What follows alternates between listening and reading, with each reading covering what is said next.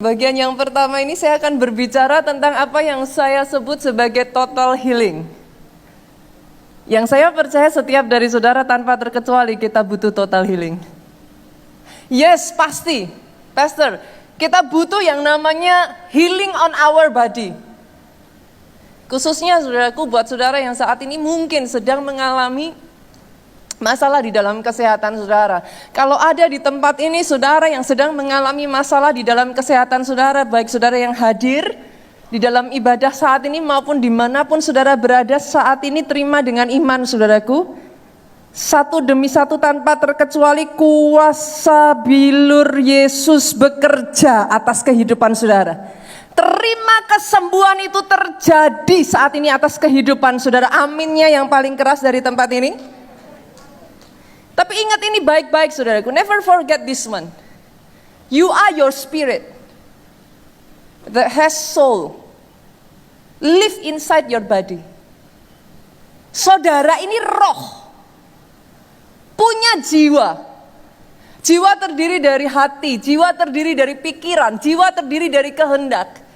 Tinggal di dalam tubuh. Jadi bukan hanya kesembuhan secara jasmani ataupun tubuh yang saudara butuhkan, tapi jangan pernah lupakan saudaraku. Saudara butuh yang namanya healing atas jiwa dan rohmu.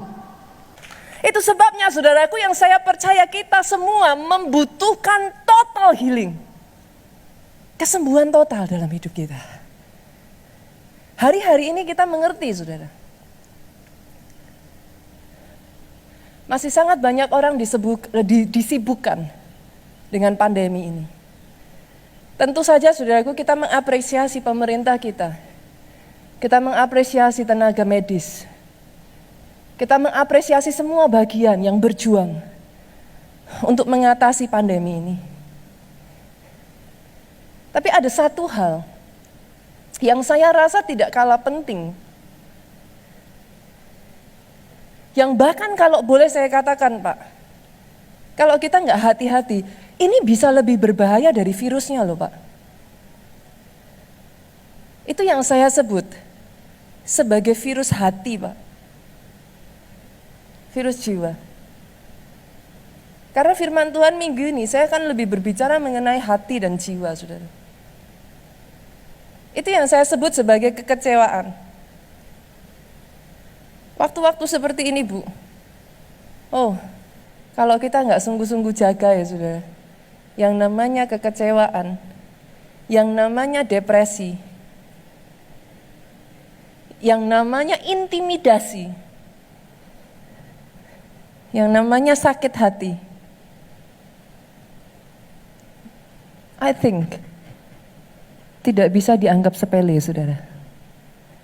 Sama seperti di dalam secara jasmani saudara, kita mengenal ketika seseorang terpapar virus Pak, kita mengenal yang namanya muncul gejala, betul ya? Dan it's easier to detect, lebih gampang diidentifikasi. Tiba-tiba saudara bisa melihat orangnya marah-marah, gampang dilihat saudaraku. Atau saudara melihat tiba-tiba saudaraku, nggak tahu gimana saudara. Saya menemukan hari-hari ini jujur loh Pak, ada banyak orang lebih sensi loh. Is it only me atau do you see the same? Entah gimana saudaraku, high tension, tegangannya tinggi terus. Ini rasanya kiri kanan perlu dikendorin sedikit saudara. Lihat kiri kanan sekali lagi saudara, katakan relax, saudara ada di dalam hadirat Tuhan. Boleh tepuk tangannya yang paling meriah sekali lagi buat Yesus Tuhan kita. Tapi saudara yang jadi masalah, bahkan saudara, di dalam dunia jasmani pun kita mengenal yang namanya OTG. Apa itu OTG saudara? Orang tanpa gejala. Sama, secara jiwa juga sama. Ada loh Pak yang OTG. Nggak terlihat. Saudara berkomunikasi seperti ini Pak, yes, sebagian orang sangat terlihat dari wajah aja sudah kelihatan saudaraku. Saudara lihat dia berjalan, nggak akan bisa berjalan dengan wajah sumringah. Saudara sudah lihat wajah yang seperti ini. Dari body language-nya sudah kelihatan, saudara lihat sudah kayak begini. It's easier to detect. Tapi ada orang-orang yang saudara cukup bisa mengendalikan diri, saudara cukup bisa menguasai diri. Itu sebabnya saya sebut sebagai OTG, karena tidak terlihat. But wait until something happen. Ketika masalah tiba-tiba terjadi, Pak. Gesekan. Bahkan dalam form yang sangat kecil. Saudara akan dikejutkan dengan bagaimana how suddenly people react. Bereaksi tidak seperti yang saudara pikirkan. Berapa banyak saudara yang menemukan tiba-tiba mereka bisa meledak begitu saja. Tanpa terkendali. Orang yang tadinya saudara mengatakan, ini orang sabar banget pastor. Enggak pernah marah. Pernah saudaraku? Jangan salah loh saudara. Air tenang menghanyutkan saudara. Justru yang diem saudara. Itu kalau sekalinya meledak bahaya saudara. Tiba-tiba saudara menemukan sebagian saudaraku bisa nangis histeris. Gak bisa ngendaliin. Ada sebagian yang saya lihat saudara, itu sampai benturin kepala. Sampai pengen, apa sih saudara? Ngerobek baju sampai pengen sembunyi di bawah kolong. Things that you never think before. Ada orang-orang tertentu saudaraku bahkan ya, sampai muncul di dalam saudara, tubuh. Gak selalu simptom itu berarti seperti yang saya katakan saudaraku. Tapi kalau itu saudara tahu apa yang saya katakan. Saudara itu bisa ngalami loh sampai sesak nafas. Sesak nafas saudara, benar-benar sesak nafas. Saudara gak sakit apa-apa. Saudara datang ke dokter, dicek, gak ada apa-apa. Gak ketemu penyebabnya. Tapi tengah malam saudara bisa sampai yang, sampai seperti itu nafas. Sebagian ngalami yang namanya sampai sakit kepala. Itu maaf saudaraku, sampai vertigo. Problem-problem seperti pencernaan. Sebagian saudara muncul dalam bentuk saudara nggak bisa tidur. Gak tahu kenapa. Kalau dibilang ngantuk, badan ini ngantuk. But simply you cannot sleep. Sampai di batasan tertentu munculnya lebih severe saudara. Nggak tahu gimana saudara pengen nyakiti aja diri saudara sendiri. Karena saking sakitnya tuh di sini saudara katanya saudara. Sakitnya tuh di sini sampai begitu rupanya ketika itu nggak bisa keluar. Saudara tuh kepengen ngerasain sakit literally di badan saudara. Dan kalau nggak hati-hati, saudara lanjutkan lagi. Lanjut langkah berikutnya saudara. Ada sebagian yang sampai mengakhiri hidup. Beberapa waktu ini saya sering membaca berita, orang tua mengakhiri hidup ajak-ajak anak, saudara.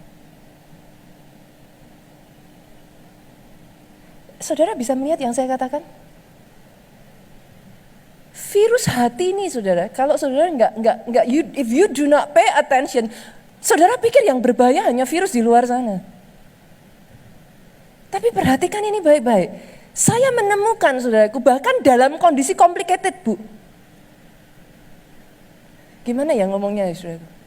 Saudara lihat orang lain maju aja, saudara jengkel. Saudara nggak bisa bersuka cita lihat orang maju. Pastor, kenapa pastor bisa ngomong seperti ini? Oh, believe me, saya pernah ngalami saudara. It's so ugly. I hate myself for that. Bertahun-tahun yang lalu saudara, ketika saya belum ada di Jakarta ini. Saya pernah ngalami satu masalah tekanan yang begitu rupa dalam hidup saya, saudaraku. Sampai di level yang saya nggak bisa, I cannot handle it anymore. Pak Jo itu kalau pulang rumah cerita sama saya tentang kemajuan gereja, I hate him for that. Can you imagine that? Semakin dia bercerita betapa majunya Tuhan bekerja, betapa dahsyatnya Tuhan bekerja, semakin saya merasa saya tertinggal, and I hate him for that. Saya nggak tahu ada orang-orang di tempat ini yang sampai ngalami seperti yang saya alami bertahun-tahun lalu. Saya tahu it's good orang lain ditolong Tuhan. Saya tahu I supposed to rejoice ketika orang lain ngalami mujizat. But in fact I cannot. And I hate me for that. Kenapa saya ceritakan ini kepada saudara? Dengar baik saudaraku. Kalau kau alami ini semua, saya hanya ingin katakan ini, jangan malu. Nothing to be ashamed of. Sama seperti ketika ada bagian tubuhmu yang sakit, Tuhan ciptakan itu. Kenapa Tuhan ciptakan itu saudaraku? Kenapa tubuh bisa memberi signal saudaraku? So that you know. Itu alarm. Something is wrong. Kalau ada di antara saudara saat ini itu yang saudara alami hari ini, izinkan saya katakan ini kepada saudara. Izinkan saya bawa satu kabar baik ini saudaraku. Tidak ada obat yang lebih manjur untuk penyakit ataupun masalah di dalam jiwa kita ini selain dari firman Tuhan. Trust me. Pastor mungkin karena pastor adalah pendeta. Yes, of course. Come on. You are at church. Saudara ada di gereja. Tapi saya ada landasan mengatakan itu. Saya bukan hanya asal ngomong. Buka di dalam Yakobus pasalnya yang pertama. Yakobus pasalnya yang pertama ayat 21 sampai 22. Kenapa saya katakan yes, firman itu saudaraku adalah obat yang paling manjur untuk ini semua. Kita buka ya saudaraku. Yakobus 1 ayat 21 sampai 22, yang ketemu katakan amin yang keras. Ya sama-sama yuk saudaraku, biar nggak ngantuk, baca dengan saya 2-3. Sebab itu, buanglah segala sesuatu yang kotor. Buang kejahatan, begitu banyak itu, dan terima dengan lemah lembut firman yang tertanam di dalam hatimu. Terima dengan lemah lembut firman yang tertanam dalam hatimu, yang berkuasa, apa saudara? Menyelamatkan jiwamu. Come on. Bukankah kita bersyukur kita bukan saja punya Allah yang peduli terhadap tubuhmu? Kita bukan hanya punya Tuhan yang peduli terhadap rohmu, Dia peduli kesehatan jiwamu. Yes, itu sebabnya ada satu firman berkata, I pray that it is well with your soul. Karena Tuhan kita tahu saudara, Dia bukan hanya care about your body. He doesn't only care about your spirit. He cares for your heart. Berapa banyak yang bersyukur kita punya Tuhan yang seperti itu. Boleh gak tepuk tangannya yang paling meriah buat Dia Tuhan yang begitunya peduli atas kita. Tapi sama-sama loh saudara. Boleh gak sih saya ngomong kayak gini saudara? Sama-sama kita minum obat aja saudara. Dokter kasih obat pak. Boleh gak sih minumnya ngawur? Saya lagi seneng minum, saya minum. Saya gak seneng minum, gak saya minum. Boleh gak saudara? Loh obat dokter aja, ada resepnya loh saudara. Ada caranya, betul? Kadangkala bahkan gak boleh dicampur sama obat tertentu. Betul ya? Jadi artinya apa saudara? Ada syarat, ada caranya. Loh sama, obat jiwa saudara juga ada syaratnya. Yang mengerti aminnya yang paling keras. Syaratnya apa saudaraku? Kita lihat ayatnya yang ke-21 tadi. Buang segala yang kotor dan kejahatan yang begitu banyak. Buang. Saya itu penasaran saudara, ketika saya baca ayat ini, buang segala sesuatu yang kotor, saya buka dalam bahasa Inggrisnya saudara, dan saya menemukan kata filthy. Saya entah kenapa saya ketika merenungkan ini, saya penasaran, apa sih yang dimaksud dengan kotor? Filthy itu apa saudara? Filthy itu kumel. Filthy itu jenis kotor yang, sorry saudara, apa sih? Kusam. Jenis kotor yang, saudara pernah gak sih kalau kita orang Jawa bilangnya mantep saudara. Baju kalau udah dipakai terus, udah lama, kita bilangnya bladus. Saya tuh sampai sekarang kalau bicara bahasa Jawa tuh paling seneng ya saudara. Saya orang Jawa saudara. Apa sih? Kusem Pak. Warnanya itu udah nggak terang. Itu filthy. Ketika saya selidiki lebih dalam lagi saudara. Kata filthy ini. Langsung firman Tuhan itu referensinya tuh di Kolose 3 ayat yang ke-8. Kita lihat. Multimedia boleh bantu saya dimunculkan. Ini nggak ada di bahan saudara.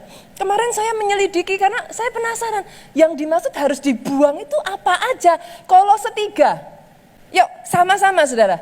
Tetapi sekarang buanglah semuanya. Put them away. Throw them away. Yaitu apa?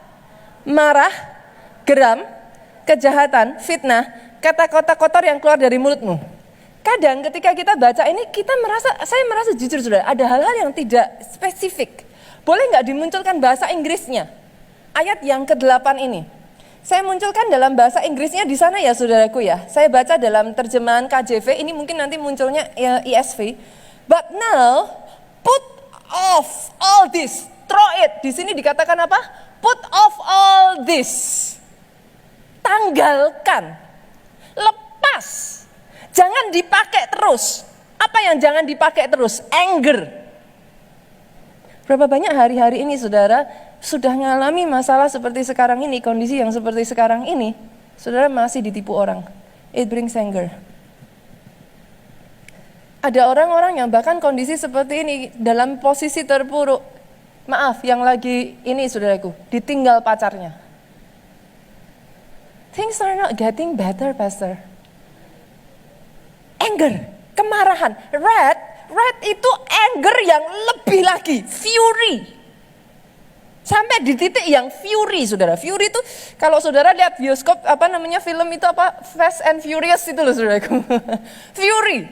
Ini kemarahan yang sampai meluap-luap. Saudara udah nggak bisa, sampai ke ubun-ubun lah, saudara. Nah ini berikutnya lagi, saudaraku. Melis. Melis ini saudara, saya tuh sampai cari dari kata aslinya. Karena saya penasaran apa? Di dalam bahasa Indonesia terjemahannya cuman kejahatan. Buang kejahatan. Melis ini bukan cuman kejahatan Pak.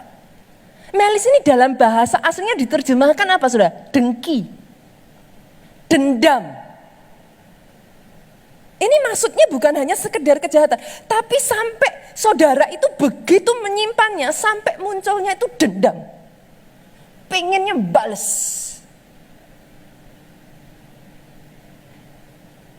Bahkan dengki itu apa? Dengki itu kalau sama iri itu 11-12 lah saudara. Betul ya? Jadi kalau lihat hidupnya orang lain, yang saudara ngalami dendam ini, saudara tuh semakin marah lagi. Saudara lihat, orang lain ditolong, sama seperti saya dulu saudara. Bukannya happy. Saudara marah sama Tuhan, saudara kecewa sama Tuhan. Ini melis saudara. Blasphemy ini ada sebagian dalam bahasanya yang lain itu saudaraku slander. Kalau terjemahan English version saudaraku itu slander. Slander itu fitnah. Buang. Dan yang berikutnya kalau ini filthy communication. Kita kadang nggak jelas saudaraku. Bahasa saya temukan di dalam bahasa yang lain lagi obscene talk. Obscene talk itu apa? Dirty talk saudara. Oh itu harus dibuang loh saudara. Orang Kristen dengar ya, saudara jangan main-main loh saudara. Dianggap Tuhan itu semua nggak baik loh. Dirty talk tuh gimana saudara? Pernah nggak sih kumpul-kumpul sama teman, terus joggingnya itu jogging yang menjurus saudara? Pernah ya? Itu yang namanya dirty talk saudara. Saudara joke, tapi joke-nya itu mengarah ke hal-hal yang seksual, harassment gitu. Itu yang namanya dirty talk. Dan Alkitab mengatakan ini seolah-olah Pak, ini semua adalah pakaian yang sudah kumat, you need to put it off. Kenapa saudara? Kalau saudara tidak put it off, it will wear you out.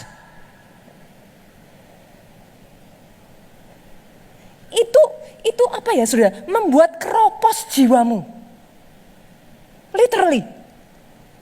Saudara lakukan terus, itu akan mengeroposkan jiwamu. Dia akan menggigit, masuk, mengambil bagian dalam jiwamu ini saudaraku. Sehingga jiwamu ini akhirnya menjadi jiwa yang, udah, apa sih saudara? Kumal. Itu sebabnya saudara ketemu orang-orang hari-hari ini. Ada sebagian yang saudara susah melihat dia itu shining. Lawannya kumal itu apa tuh saudara? Shine. Kalau firman Tuhan berbicara untuk bangkit jadi terang, how can you shine? Kalau masih kau pakai semuanya ini, nggak bisa. Saudara mau maksa-maksain, ngerti di sini, ngerti, tapi nggak bisa. How can you shine? You still wear it all, masih dipakai semuanya ini. You have to put it off, lepas. Dan dengar ini baik-baik saudaraku. Satu-satunya cara saudara.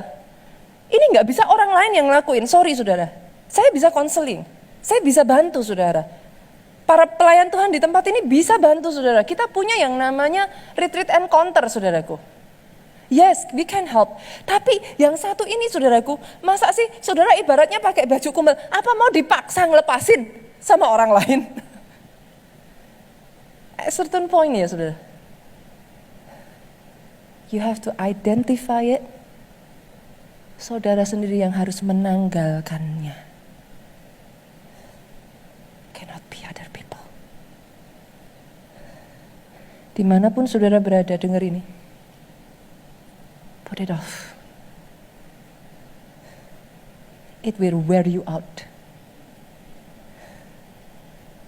Dia akan menggerogoti saudara dan membuat engkau, jiwamu itu kumal, jiwamu kusam. Dan yang kedua saudaraku, ayat ini mengatakan setelah buang semuanya itu, terima dengan lemah lembut firman. Maksudnya gimana? Lawan kata lemah lembut apa saudara? Keras.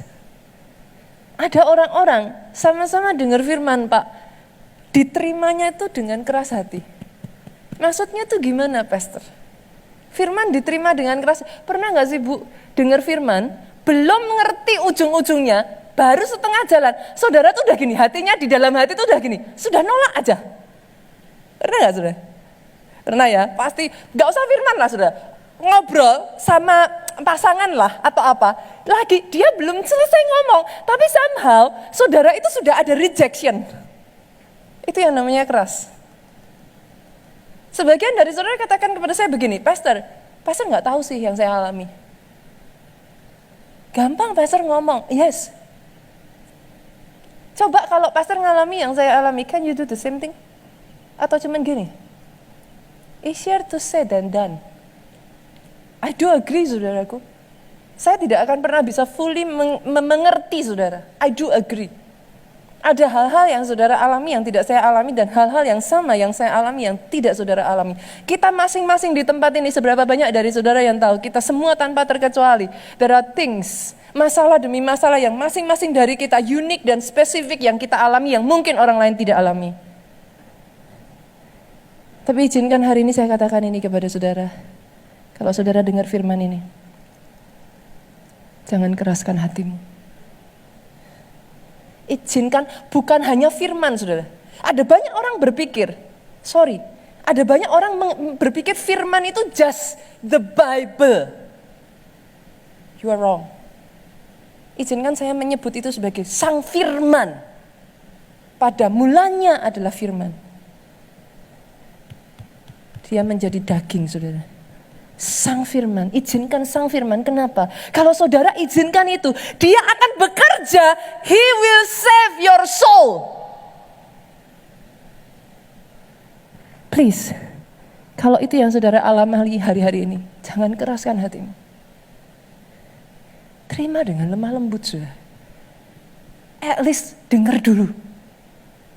Saudara boleh gak setuju, but please, give time. Just listen first. Dan yang ketiga saudara, ada syaratnya saudara, sama seperti obat harus diminum pagi, siang, sore misalkan. Harus diminum sebelum atau setelah makan. Ini juga sama. Yang ketiga, firman yang tertanam di dalam hatimu. Jadi nggak sembarangan firman loh saudara. Nggak bisa sembarang firman. Pastor, saya tiap minggu dengerin firman. Pastor, saya tiap hari. Nah. Kata tertanam dalam bahasa aslinya itu engrave. Dia diukir saudara. Oh, I'm so blessed dengan ayat ini. Firman itu nggak akan bisa diukir kalau saudara dengar cuma sekali. Trust me. Saudara boleh dengar saat ini saya nyampein firman kayak gini ya. Tapi kalau saudara tidak sungguh-sungguh sampai firman itu engrave. Masih mending masuk telinga kanan, berhenti sebentar saudaraku. Lele, ya parah saudara. Masuk telinga kanan, bablas tuh pak, telinga kiri lagi. Gimana saudara? Loh itu ada kok ayatnya. Masih ingat gak? Benih yang ditabur di bermacam-macam tanah. Ingat ya? Ada tanah pinggir jalan. Loh, lah itu pinggir jalan tuh ya saudara, ditabur. Udah, loh benih sudah ditabur. Tapi apa yang terjadi? Itu jenis yang tadi saudara, masuk.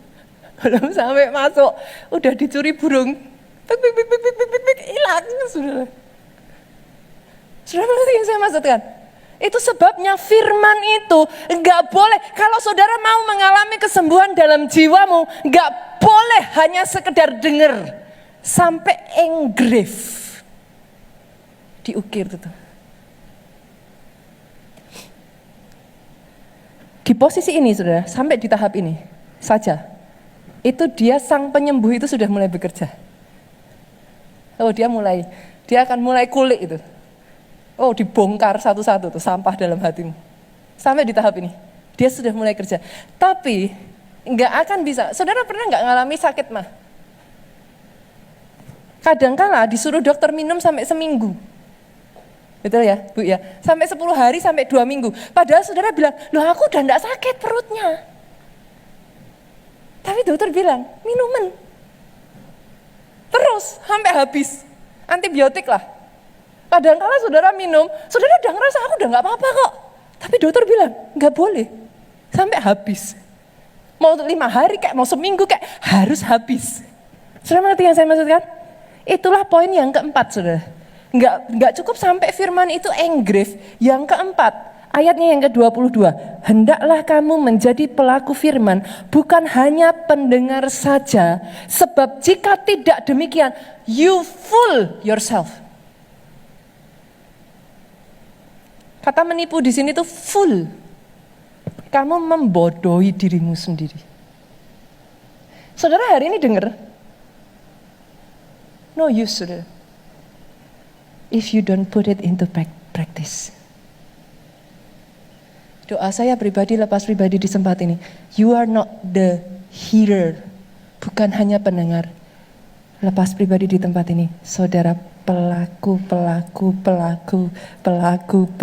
pribadi, lepas pribadi di sini adalah pelaku firman sehingga pemulihan itu jadi atas hidupmu. Oh yes. Oh saya sangat diberkati dengan firman ini saudaraku.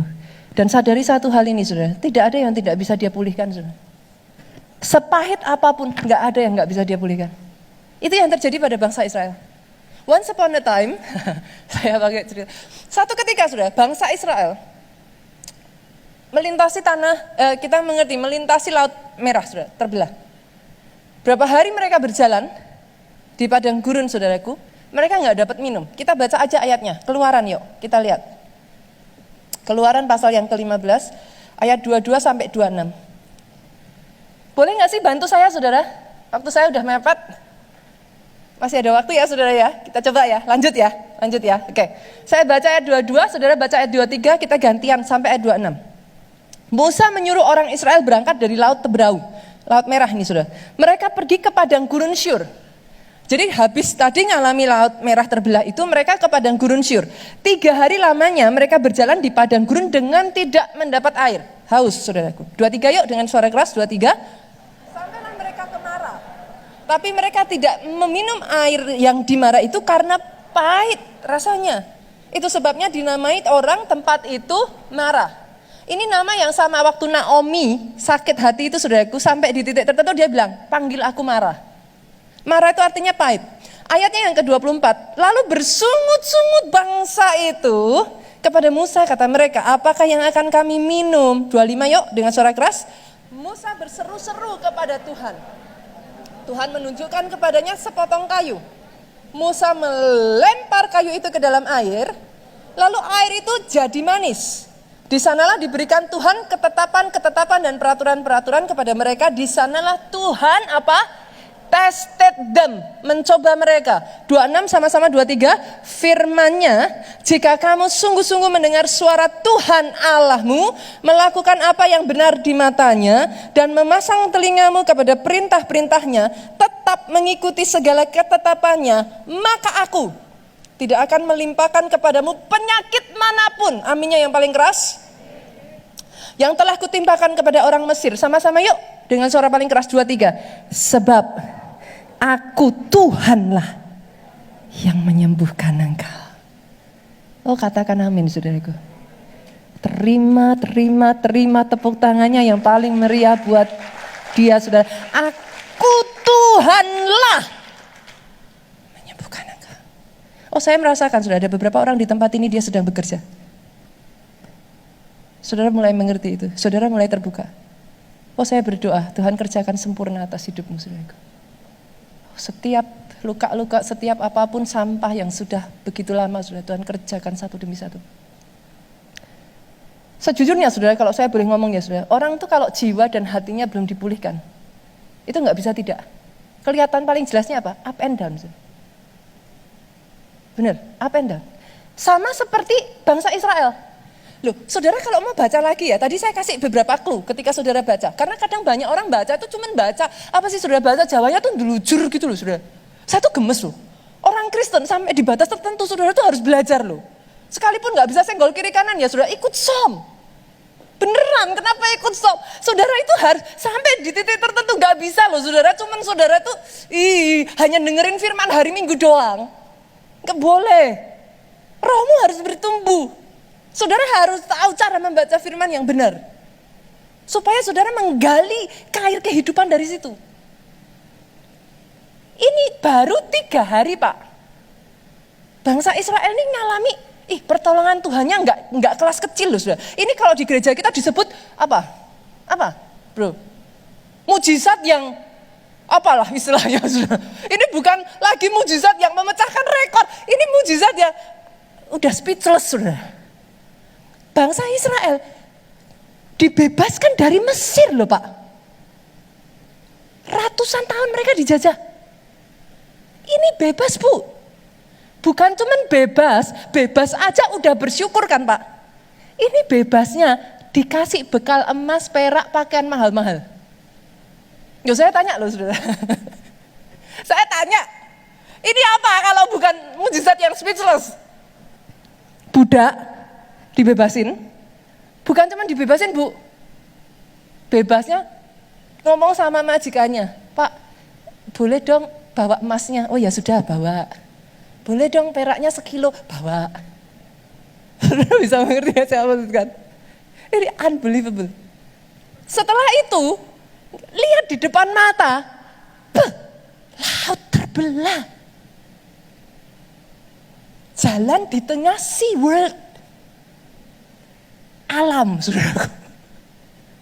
Saya tanya, ini jenis mujizat apa kalau ini? Saya udah gak bisa ngomong, saudara. Pak, tapi kalau jiwanya belum pulih, mau ngalami mujizat apa aja, baru 3 hari, lupa. Mereka jalan di padang gurun. Ayat 25, Tuhan sengaja ngomong, tested. Memang diuji sama Tuhan. Baru 3 hari. Bangsa Israel langsung dikatakan Alkitab bersungut-sungut. Musa berseru-seru sama Tuhan. Pertanyaan saya, sorry, saudara yang mana?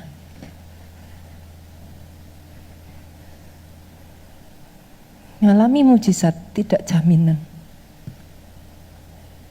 kau bisa lupa sama Tuhan. Ini sudah.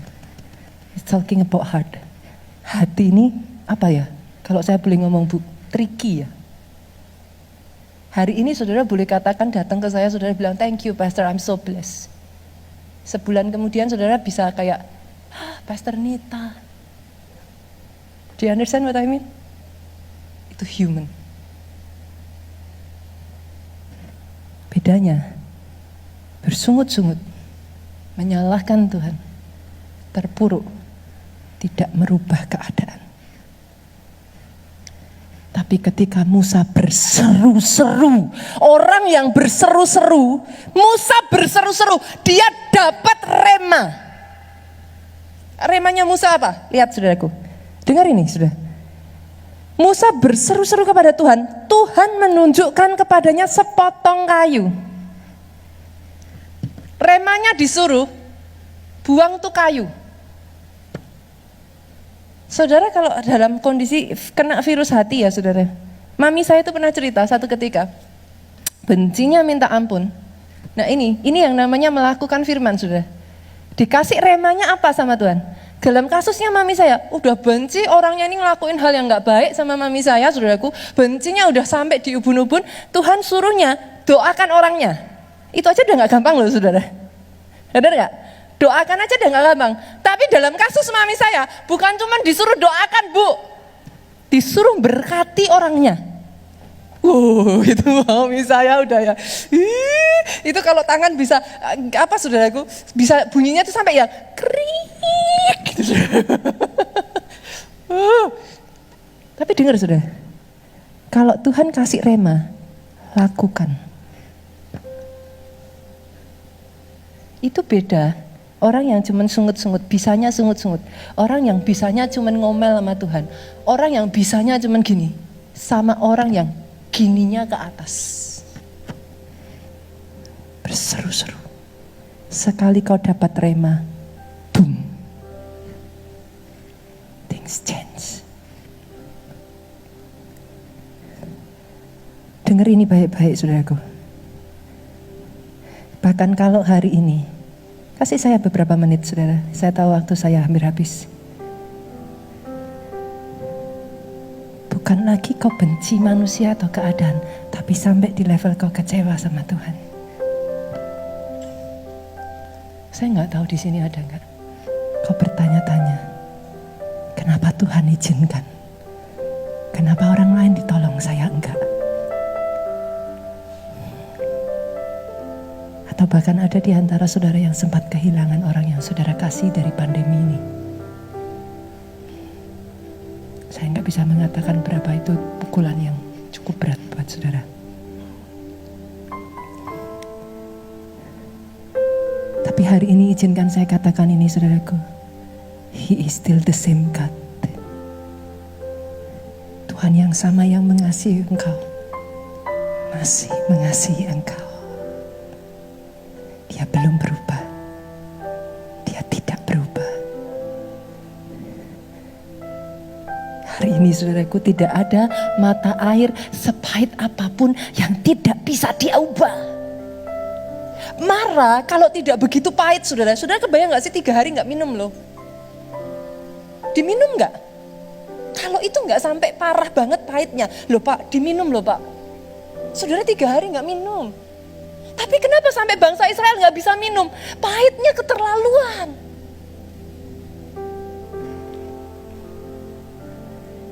Itukah yang terjadi dalam hidupmu? Izinkan kayu itu dilempar atas hidupmu. Kayu yang 2000 tahun yang lalu. Oh, dia sudah bekerja saudaraku.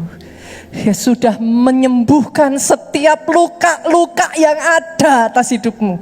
Izinkan kayu itu masuk dalam hatimu saudaraku. Salib itu bertahta di dalam hidupmu. Dan dengar ini saudara. Di masa-masa seperti ini, saya akan akhiri dengan ini. Hold on to your faith. Don't let go. Kenapa? Ayat 22 sampai 26, bangsa Israel itu ngalami marah saudara. Saya baca ayat yang terakhir, pasalnya yang ke-15 ayat 27. Ini pasal yang sama loh saudara. Lompat 1 ayat, ayat 27 yuk, kita baca. Apa yang terjadi di ayat 27? Sesudah itu, jadi keluar dari Mara, saudara. Sesudah itu, sampailah mereka di Elim. Di sana ada 12 mata air, 70 pohon kurma. Berkemahlah mereka di sana, di tepi air itu. Orang yang sudah sukses berhasil melalui Mara, Elim adalah berkatmu. Ini tidak diberikan ke semua orang. You that hold on to your faith till the end. Lompat satu ayat ini, bahkan gak lompat pasal mana-mana, sudah. Cuman satu ayat, please, come on. Don't give up. Don't give up yet. You never know that after Mara you will receive Elim.